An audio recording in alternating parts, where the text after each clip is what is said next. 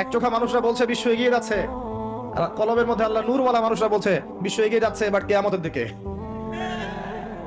কি বুঝছেন? বিশ্ব এগিয়ে যাচ্ছে ঠিকই, বাট কিয়ামতের দিকে, তার শেষ সময়ের দিকে এগিয়ে যাচ্ছে আস্তে আস্তে, এবং এখন খুব দ্রুত এগিয়ে যাচ্ছে। এখন সময় আরো দ্রুত যাচ্ছে। একটা বছর চলে যাচ্ছে একটা মাসের মতো, একটা মাস চলে যাচ্ছে একটা সপ্তাহের মতো, একটা সপ্তাহ যাচ্ছে একটা দিনের মতো, একটা দিন যাচ্ছে একটা ঘন্টার মতো। যারা আল্লাহর নূর এবং বসিরা প্রাপ্ত মানুষ তারা বুঝতে পারে। এই যে রমজান চলে আসলো, কয়দিন আগে রমজান শেষ করে আসলেন, এই যে রমজান চলে আসলো। এই যে কয়দিন আগে জুমার নামাজ পড়লেন, দেখবেন আবার জুমা চলে আসবে। সময় দ্রুত চলে যাচ্ছে। কিসের আলামত?